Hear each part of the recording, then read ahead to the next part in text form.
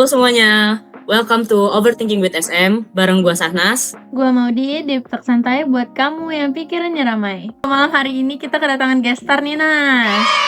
Siapa tuh? Spesial. Ayo kenalin. Hai, kenalin. Nama aku Puja. Aku temennya Maudi dan juga Sahnas di era ketika kita masih remaja ya, tepatnya pada era masih SMP. Bener, FYI kita tuh, aku dan Puja itu bersepupu, dan aku dan Sahnas juga bersepupu. Jadi ini podcast persepupuan lah begitu ya. Bener-bener trio sepupu. Bener, malam ini tuh kita mau bahas topik yang sering kita rasain lah ya, diam-diam tuh. Tapi mungkin jarang aja kita obrolin itu, overthinking setelah kita buat suatu keputusan. Kayak setelah milih sesuatu, kita tuh bukannya lega, tapi malah kepikiran gitu. Harusnya gue milih yang opsi satunya lagi gak sih? Nah itu tuh overthinking yang begitu tuh yang bakalan kita kupas malam ini. Nah, kayak yang mau dibilang tadi ya, kita tuh sebenarnya sering banget tanpa kita sadari, kita selalu berandai-andai seandainya gue kemarin gak ngambil keputusan ini, pasti ini gak akan terjadi gitu. Nah, tapi sebelum itu gue pengen nanya dulu nih sama lo, Ja. Lo itu tipe orang yang gampang banget untuk ngambil keputusan atau yang lama banget mikirnya? Kalau aku sih sebenarnya tipe yang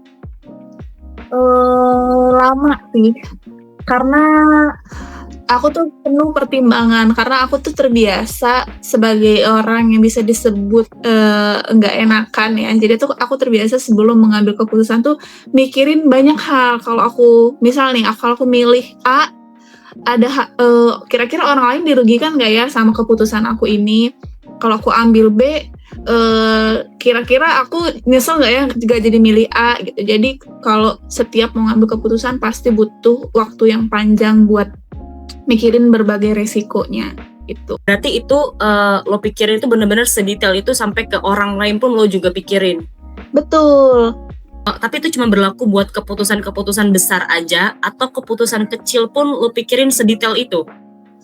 Mungkin itu berlaku kalau keputusannya menyangkut dengan orang lain. Misal kayak keputusan-keputusan yang harus aku bikin ketika di dunia kerja, atau ketika misal kita lagi di satu forum gitu. Tapi keputusan-keputusan terkait misal karir, sekolah yang berhubungannya cuma sama diri sendiri dan juga mungkin keluarga, itu pasti aku bakalan mendahului diri sendiri daripada mempertimbangkan pendapat orang lain gitu. Nah, kebanyakan dari hal-hal yang tadi itu lo lebih sering nyesel ketika udah memilih atau ketika sebelum memilih gitu?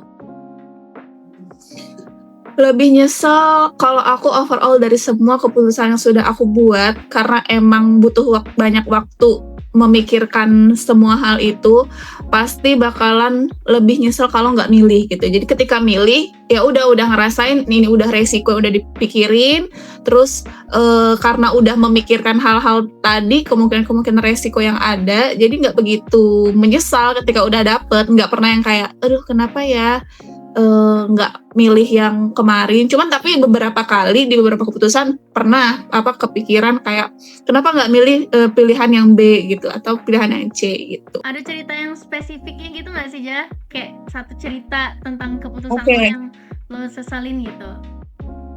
Oke, sebenarnya ini satu cerita, tapi satu keputusan yang membawa aku sampai di hari ini.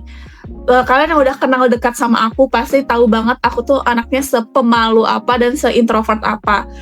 Mulai ngobrol sama orang baru, jangankan aja orang baru, maksudnya kayak temen aku nih, kita libur semester nggak kontakan, pas udah ketemu lagi di sekolah aku tuh ditegur dulu baru aku mau ngobrol gitu. Nah aku tuh anaknya memang individual itu. Tapi ada satu keputusan yang membawa aku sampai kerja pun aku harus berbaur sama orang banyak gitu, yang memaksa aku buat nggak terlalu menunjukkan bahwa nggak bisa aku introvert dan segala macam.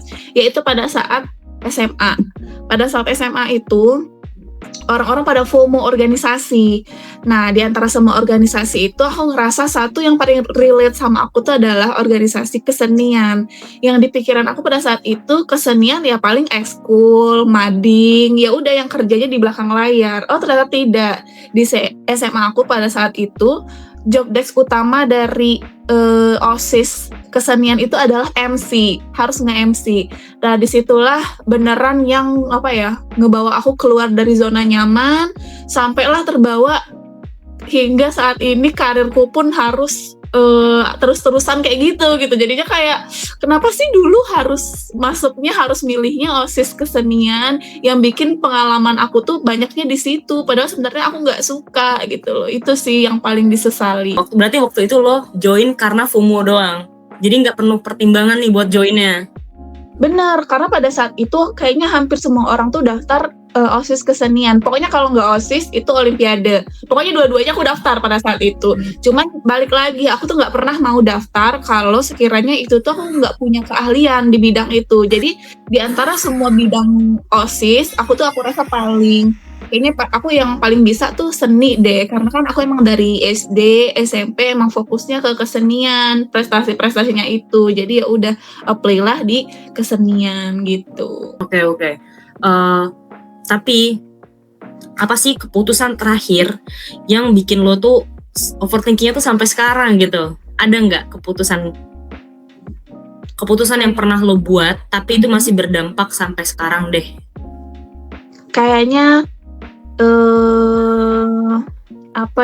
keputusan terakhir kayaknya itu deh, keputusan ini tadi dari SMA memilih OSIS itu sampai membawa aku tuh ke karir yang sekarang, yang aku tuh setiap hari tuh selalu kesel kayak aku tuh sebenarnya nggak bisa loh, capek, nggak bisa ketemu orang banyak, tapi kenapa harus kerjaan aku tuh malah membawa aku terus ke sana gitu. Makanya tuh itu yang terus-terusan disesali, walaupun sebenarnya sampai tuh kan aku milih jurusan kuliah pun tuh bego juga, kayak kenapa malah milih ilmu komunikasi yang mana tuh aku tuh paling malas ngomong sama orang kan. Jadi ya udah tuh semua nyambung, relevan, aku nggak tahu deh Tuhan mau bawa aku tuh berkarir kemana, dan ternyata bener karirnya tuh adalah karir yang harus ketemu orang terus, harus ngelayani orang mulu, harus terlibat sama orang, nge-MC pun aku juga udah nggak tahu deh berapa kali, pokoknya beneran terlibat dengan hal-hal yang aku tidak suka gitu loh. Cuman ya mau gimana lagi, ya kan?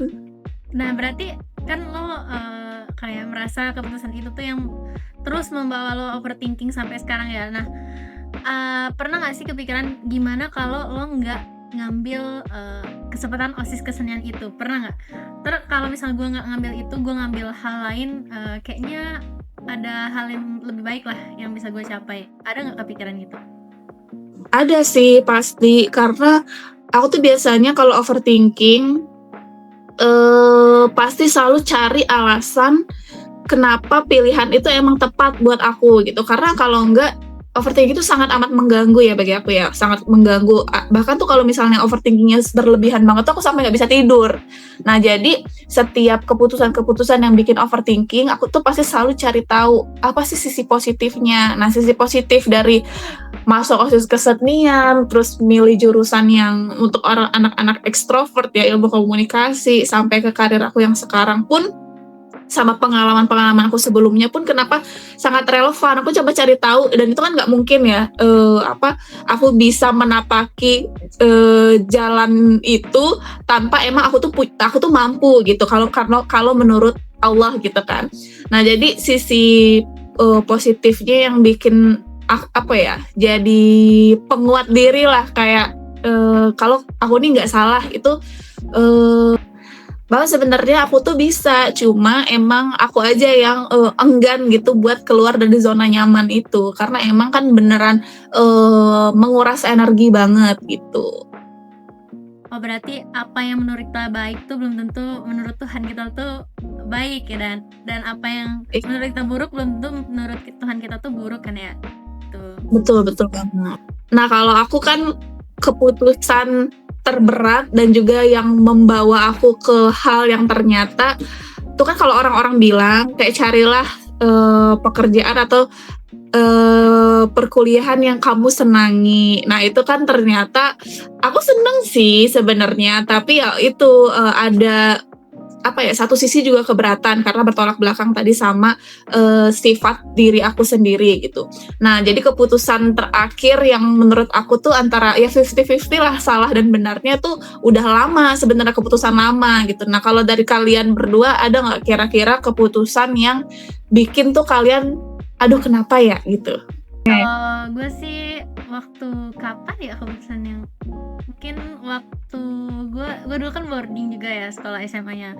Karena gue tuh mikir, semisal gue tuh masih di sekolah itu sampai lulus gitu kan, kayaknya ilmu yang gue dapat tuh nggak nanggung-nanggung deh, kayak, dan pengalaman yang gue dapat juga nggak nanggung-nanggung. Karena setelah gue pikir-pikir ya, saat ini setelah gue lulus kuliah, pengalaman yang gue dapat di SMA dulu, SMA boarding itu kayak sangat-sangat bermanfaat jika gue tekuni sampai akhir gitu. Contohnya mungkin skill komunikasi, terus skill public speaking, dan juga ada juga ekskul yang sesuai bakat dan minat. Kira kalau misalnya gue sampai akhir, hal-hal itu tuh bisa gue tulis di CV gue gitu. Dan itu sih yang bikin gue sering mikir, kenapa ya gue dulu nggak terusin aja SMA di situ gitu sih. Padahal sebenarnya kalau lo benar-benar ngelanjutin di sekolah itu belum tentu juga sebenarnya hasilnya akan sesuai dengan ekspektasi. Kadang itu kita terlalu suka berandai-andai terhadap sesuatu yang kayak sudah terjadi di masa lalu, dan kita kayak aduh coba deh padahal kita nggak tahu nih kalau kita balik lagi ke masa itu belum tentu hasil itu akan sesuai dengan ekspektasi kita. Yang kayak mau dibilang tadi, sebenarnya kita nggak tahu di mana yang terbaik kita, Tuhan kita yang tahu. Nah kalau lo sendiri gimana, Nas? Kalau gue ada, jadi itu adalah terkait dengan jurusan. Dari dulu tuh gue pengen banget jadi dokter, cuman kalau gue itu bukan yang terbaik buat gue, walaupun gue sudah berusaha semaksimal mungkin sampai 3 kali percobaan gitu ya, selama 3 tahun berturut-turut dari gue lulus SMA sampai ketika gue kuliah pun gue masih mencoba gitu. Tapi perasaan untuk pengen jadi dokter itu masih ada gitu. Coba seandainya gue jadi dokter, ketika keluarga gue sakit, gue bisa nih ngobatin mereka gitu.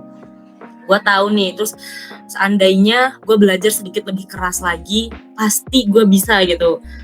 Gue kadang menyesali bahwa gue tuh nggak berusaha semaksimal itu di mata gue. Kayak gue ngeliat orang-orang lain belajar sampai kayak nggak tidur seharian, gue cuma belajar 14 jam 20 jam, itu kayak aduh ini masih kurang gitu loh. Coba gue tuh lebih bener-bener berusaha lebih keras lagi, pasti gue bisa gitu. Pasti di saat ini tuh gue udah menjadi dokter gitu, atau gue udah koas atau gimana gitu. Cuman balik lagi, aduh kalau gue ngelihat kondisi gue yang sekarang dan gue bandingin kalau gue jadi dokter pada saat ini, mungkin fisik gue nggak akan sekuat itu, mungkin mental gue nggak akan sekuat itu, karena gue masuk jurusan teknik aja udah susah banget buat gue survive gitu. Apalagi kalau misalnya gue kedokteran, kayaknya mungkin gue bakalan langsung KO deh gitu.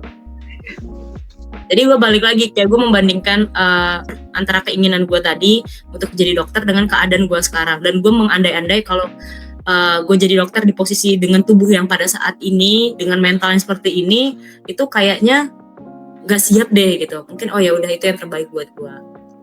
Jadi relate banget ya sama kata-kata boleh jadi apa yang kita suka itu sebenarnya Allah nggak suka gitu. Boleh jadi apa yang kamu suka Allah yang nggak suka gitu. Jadi aku jadi ngerasa kayak beneran, oh ini ya, walaupun sampai sekarang pun aku masih menerka-nerka sih sebenarnya takdir tuh mau bawa aku menjadi siapa sih gitu. Kenapa sih harus lewat jalanan yang aku tuh kurang nyaman gitu. Aku tuh harus sebenarnya itu. Ya kan pasti ada pikiran-pikiran yang seperti itu. Dan kita tuh harus survive itu sebegitunya gitu. Kayak kita aduh berasa di roller coaster, benar-benar jungkir balik gitu loh. Kayak yang ini tuh nggak ada di dalam bayangan kita sama sekali gitu loh. Jalan ini nggak ada dalam list kita tuh, nggak ada gitu. Tapi ketika kita masuk ke situ kayak oh ternyata gue bisa survive gitu loh, gue bisa sampai di titik ini. Tapi keinginan untuk balik ke tujuan kita yang tadi itu tuh masih ada, cuman aduh kayaknya sudah nggak mungkin gitu loh. Gue tahu nih kenapa Allah ngasih gue di posisi ini. Mungkin kalau gue di posisi itu yang kemarin gue pengen, kayaknya gue nggak akan bisa survive gitu. Bener banget, bener. Ja, lo kan tadi beberapa kali mention nih, kalau lo tuh orangnya overthinking banget ya. Nah, ada yang bilang overthinking itu bikin kita jadi belajar, tapi ada juga yang bilang kalau itu sebenarnya bentuk suatu penyiksaan diri. Lo lo orangnya yang mana nih gitu? Apa kalau melihat bahwa overthinking itu adalah sebuah cara untuk belajar atau sebuah cara untuk menyiksa diri? Kebetulan aku pernah berada di posisi dua pendapat itu. Aku pernah ngerasa overthinking aku itu adalah layaknya guru gitu. Overthinking aku ini harus diikutin, harus diturutin, biar siapa tahu kalau diikutin, aku dapat jalan yang benar gitu. Tapi ternyata enggak. Itu kejadian pada saat aku masih kuliah, fase skripsian. Overthinking setiap hari, nggak bisa tidur, itu udah sering banget. Pas pertama kali aku ngerasanya gitu, overthinking itu adalah satu hal yang emang harus diturutin terus. Jadi mulai dari ngetik judul, bikin judul, teori dan segala macam, semua overthinking aku tuh aku tanyakan terus. Setiap ketemu teman aku tanyain, menurut lo ini bener gini, menurut kamu ini nggak? Selalu aku tanyain, sampai temen aku tuh gemes sendiri, kenapa sih harus nanya terus gitu? Padahal mereka pun nggak tahu jawabannya gitu kan. Nah, sampai di suatu ketika aku terus-terusan ngikutin overthinking itu bimbingan sama dosen pembimbing 1. Dan ternyata setelah aku ikutin tuh semua overthinking aku, semuanya salah. Sampai aku mikir, buat apa aku capek-capek ngikutin overthinking aku, dan ternyata tuh overthinking aku tuh nggak tentu bener gitu. Dan akhirnya setelah bimbingan itu jadinya rombak ulang kan, kayak jadinya capek, kita dapat capeknya doang buat ngikutin overthinking yang kita mau sesempurna mungkin, tapi ternyata faktanya menurut orang lain pun nggak tentu benar gitu. Jadi akhirnya ya udah, setelah kejadian itu beneran yang kayak kejadiannya apa yang bikin overthinking itu jadi tiba-tiba musnah, yaitu penelitian aku tuh mirip banget sama penelitian orang lain yang sudah daftar seminar proposal duluan. Jadi mau nggak mau aku kan harus rombak dari judul kan. Di situ aku beneran cuma bengong, nggak tahu. Padahal target seminar proposal itu bulan November, dan itu tuh udah mendekati itu bulan Oktober deh kayaknya. Dan pas itu aku udah mikir udah nggak akan bisa November sempro, karena dari awal. Dan akhirnya aku ngerasa overthinking itu buang-buang tuh cuman diri, karena bikin kita tuh jadinya tuh ke-push terus kan. Aku ngerasa kurang sempurna terus gitu kan. Jadi aku sejak saat itu aku udah nggak pernah lagi nurutin apa yang overthinking aku bilang gitu. Overthinking itu cuma buang-buang waktu, menyiksa diri kita yang awalnya itu waktu bisa buat istirahat, jadi kita pakai buat mikirin hal-hal yang belum tentu terjadi gitu kan. Jadi sampai saat ini aku lebih mengurangi diri sendiri buat mikir terlalu jauh gitu, karena itu bentuk penyiksaan sih. Oh, berarti lo mengalami fase yang dimana lo kira itu overthinking itu buat belajar, dan akhirnya lo sadar bahwa overthinking itu hanyalah menyiksa diri ya. Iya, betul banget. Tapi menurut gue overthinking bisa sih ajang belajar. Bener. Kenapa tuh? Bener, karena orang yang suka overthinking itu biasanya analitisnya tinggi gitu, tapi salah penempatan. Dia salah penempatan aja, malah menganalisis hal-hal yang nggak perlu atau hal-hal yang belum tentu terjadi. Cobalah dipindahkan nih bakat analisisnya itu ke hal-hal yang memang udah terjadi, atau kayak skill bisnis gitu kan ya, analisis SWOT gitu. Nah, lo taruh aja di situ tuh kemampuan overthinking lo ke dalam analisis SWOT, pasti lebih bermanfaat kali ya gitu. Benar-benar, dan bisa menghasilkan. Tapi benar juga, gue setuju overthinking itu bisa jadi salah satu cara terbaik buat belajar. Karena gue ngalamin sama nih fasenya skripsi. Jadi waktu itu data gue belum lengkap. Jadi ketika gue nyusun, gue kayak, aduh ini datanya kurang lengkap, ini harusnya datanya apa gitu. Jadi gue kayak udah mau tidur, tapi gue kepikiran terus nih, kalau gue bikin penelitian ini, datanya harusnya ini. Kalau udah ada data ini, harusnya data ini. Dan akhirnya pada malam itu gue gak tidur dan gue kerjain, itu belum ada arahan dari pembimbing gue kan.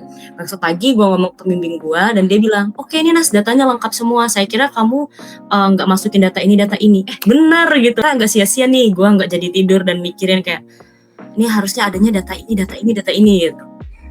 Tapi ya benar, di satu sisi itu menyiksa diri, tapi mungkin beda-beda case-nya. Kalau di sini mungkin gue benar-benar sudah tahu apa yang akan gue mau gitu loh, dan arahnya jelas. Ada juga yang mana bikin overthinking kita itu kita nggak untuk hal-hal yang nggak jelas tadi. Kayak misalnya ada teman gue waktu itu dia bikin sama si skripsi, tapi dia tuh nggak ngerti nih sama skripsinya dia. Akhirnya dia coba cari berbagai cara untuk memenuhi data-data tadi. Yang mana data-data ini tuh dia nggak ngerti ini sebenarnya buat apa sih, satu data ke data yang lain itu korelasinya apa gitu. Akhirnya dia overthinking nggak jelas tuh gitu kan. Overthinkingnya dia tuangkan lah ke GPT dan ke teman-temannya. Nah itu kayaknya aku itu deh. Jadi overthinking itu sebenarnya benar, boleh-boleh aja kalau memang udah tahu arahnya kan. Kalau belum tahu arahnya jangan coba-coba sih, karena jadi, beneran nyiksa diri. Iya benar. Sekarang kalau misalnya lo nih mulai overthinking buat milih sesuatu, apa hal yang bisa lo lakukan untuk minimalisir overthinking itu? Misalnya lo mau resign nih di pekerjaan lo yang sekarang, tapi lo overthinking, ntar kalau misalnya gue resign, perusahaan berikutnya nggak nerima gue sebaik perusahaan ini. Nah itu kan banyak ya pertanyaan-pertanyaan lanjutannya. Hal apa sih yang lo lakukan untuk meminimalisir overthinking yang nggak perlu itu? Jadi keputusan lo tuh langsung cepet diambil aja gitu, nggak banyak mikir gitu lah. Yang pertama, menurut aku itu sih di luar kekuasaan diri aku sendiri ya, karena overthinking itu kayak terjadinya tuh begitu aja gitu. Kadang kita nggak mau overthinking, tapi tiba-tiba aja jadi nggak bisa tidur, jadinya kelewat pikirannya yang itu mulu. Jadi biasanya tuh aku pasti minta doa, minta bantuan sama Tuhan. Ini aku arahnya harus kemana, tolong diarahin dong gitu kan. Jadi biasanya kalau mau ngambil keputusan yang benar-benar krusial gitu ya, pasti aku beneran mempertimbangkan sekiranya kalau aku di sini apa sih yang bakal ngerugiin aku gitu. Kalau misalnya aku keluar, masih banyak kemungkinan yang mungkin bisa kemungkinan baik yang bakal aku dapat, tapi nggak menutup kemungkinan baik itu tuh tidak aku dapatkan dan malah kemungkinan buruk. Jadi untuk yang nahan overthinking itu biasanya aku pikir dulu, ketika aku lagi masih di sini, apa sih masih banyak nggak sih hal-hal positif yang aku dapat? Kalau sekiranya tuh sudah rata-rata yang aku dapat tuh hal-hal negatif mulu, hal-hal yang jelek mulu, kayaknya rasanya ya udah nggak perlu pikir panjang, langsung pilih keputusan yang udah dipikirin gitu. Kalau cara lo sendiri gimana, Mam? Kalau gue sih biasanya gue tulis ya, maksudnya kayak menguraikan overthinking itu. Jadi biasanya gue buat 2 halaman buku itu. Yang satu adalah overthinking tentang pro kalau gue ambil keputusan itu. Yang satunya lagi argumen tentang kontra kalau gue ambil keputusan itu. Ntar gue bandingin mana sih yang lebih banyak gitu. Nah kalau misalnya kontra berarti ya udah kagak gue ambil tuh keputusan. Tapi kalau misalnya pro berarti gue ambil keputusan itu, dengan ya berserah diri juga ya, minta petunjuk juga sama Tuhan kita gitu. Kalau gimana Mas? Gue lebih ke ini sih, gue melihat diri gue dulu gitu, kayak kalau misalnya gue ngambil keputusan A, itu gue udah siap gak nerima konsekuensinya. Kalau misalnya gue ambil keputusan B, gue udah siap gak nerima konsekuensinya. Jadi setiap keputusan yang gue ambil tuh gue belajar untuk menerima semua konsekuensi yang memang sudah seharusnya kalau gue ambil keputusan itu. Jadi ya sebenarnya setiap keputusan itu nggak ada yang benar, nggak ada yang salah. Yang penting adalah tentang gimana caranya kita untuk siap menerima konsekuensi dari pilihan kita. Misalnya kalau ada 2 pilihan, kalau kayak pilihan A, konsekuensinya adalah A. Pilihan B, konsekuensinya adalah B. Dimana di antara 2 ini yang kita siap menerima konsekuensinya. Gitu. Karena setiap pilihan tentunya tuh nggak akan pernah 100% sempurna, nggak akan 100% itu baik. Pasti ada konsekuensi yang harus kita terima. Ya benar-benar banget. Jadi intinya penerimaan diri aja sih. Lo menerima seutuhnya diri lo akan apapun yang lo putuskan. Jadi menurut lo lo lebih takut salah pilih keputusan, atau lo lebih takut nyalahin diri sendiri setelah lo ambil keputusan itu? Lebih serem yang mana menurut lo gitu? Kalau aku sendiri sih lebih takut menyalahkan diri sendiri setelah mengambil keputusan, karena gimana pun juga ya ketika kita menyalahkan diri sendiri itu pasti akan berkepanjangan. Berdamainya itu sulit gitu loh, daripada ketakutan salah pilih. Kalau ketakutan salah pilih itu kita masih punya pikiran mempertimbangkan, kita masih bisa mencari tahu apa positif negatifnya kedua pilihan itu. Tapi kalau misalnya udah menyalahkan diri sendiri setelah mengambil keputusan, itu sih kita satu-satunya cara ya berdamai gitu, berdamai dan coba cari tahu kira-kira kenapa sih kenapa aku layak ada di sini, kenapa aku bisa ada di sini. Coba cari-cari tahu hal-hal positif yang bikin kita tuh bisa berdamai gitu. Jadi menurut aku lebih serem ketika menyalahkan diri sendiri setelah ngambil keputusan. Setuju. Tapi ada nih pertanyaan lagi. Gimana cara berdamai sama jika kita mengambil keputusan yang salah gitu? Gimana sih cara berdamainya? Keputusan yang salah tuh benar-benar menyalahi prinsip diri ya, bukan kayak ada bukan hal yang bisa diperbaiki gitu. Ini benar-benar hal yang nggak bisa diperbaiki dan menyalahi prinsip diri lo. Gimana cara berdamainya? Coba Sanas dulu deh.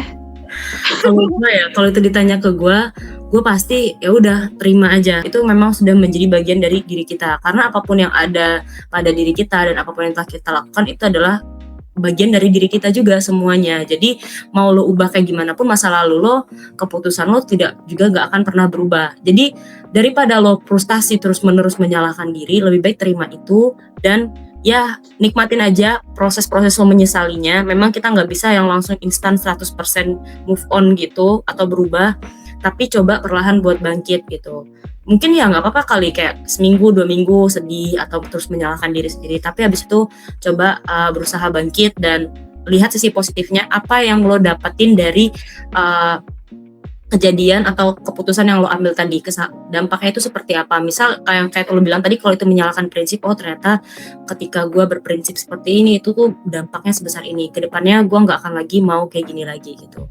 Kalau misalnya ternyata pada saat itu lingkungan lo juga yang ngejudge dan lain sebagainya, nggak apa-apa, itu adalah memang sulit, tapi terima aja itu adalah konsekuensi dari keputusan lo. Yang kayak gue bilang tadi, setiap keputusan yang lo ambil itu ada konsekuensinya, maka pikirlah dengan baik-baik bahwa siap nggak gue menerima konsekuensi ini.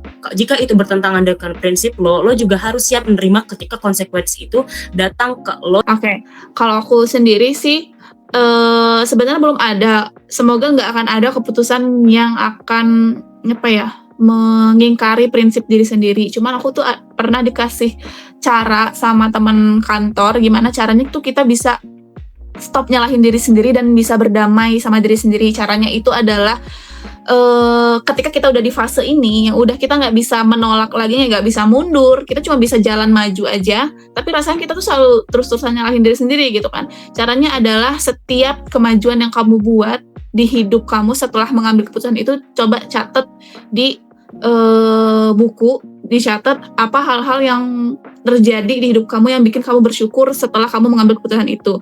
Terus catat juga hal-hal yang menurut kamu yang di overthinking kan gitu. Nanti setelah 5 tahun setelahnya kamu review lagi mana diri kamu di 5 tahun ke depan itu lebih banyak dapat hal-hal positif setelah mengambil keputusan itu atau lebih banyak negatifnya. Ini juga dilakuin sama salah satu karyawan di kantor aku yang menurut aku tuh keren banget dan pinter banget. Dia setiap tahun selalu bikin email di schedule buat diri dia di tahun depan. Jadi email itu isinya di tahun ini dia udah ngapain aja, terus hal-hal apa aja yang bikin dia sedih di tahun ini. Nanti dia schedule kirim di 1 tahun yang akan di 1 tahun ke depan, terus dia baca lagi, terus dia bandingkan sama kehidupan dia yang sekarang. Oh ternyata tuh walaupun kita banyak hal-hal yang bikin sedih di kehidupan kita, ternyata ya kita tetap bertumbuh gitu, tetap banyak hal-hal yang bisa kita dari hal-hal jelek yang kita kira menyulitkan perjalanan itu, ternyata dari situ juga kita bisa tumbuh jadi orang yang lebih baik lagi pastinya. Jadi cara berdamai dengan diri sendiri paling bagus sih menurut aku dengan kita coba cari apa sih hal-hal positif yang kita dapat setelah kita buat keputusan itu gitu. Jadi itu konsepnya tuh mirip banget sama kayak otot ya. Kita butuh stres untuk tetap bertumbuh. Bener banget, itu bener sih, bener banget. Bener. Karena kalau misalnya kadang tuh kita butuh stres atau butuh suatu masalah untuk membuat kita itu semakin bertumbuh. Jadi jangan melihat suatu masalah atau sebuah keputusan yang buruk itu sebagai sesuatu yang benar-benar buruk sampai akhirnya. Kadang itu bisa membuat kita menjadi lebih bertumbuh lagi. Benar. Udah overthinkingnya udah dulu ya. Sampai ketemu di pusing selanjutnya. Bye bye. Bye.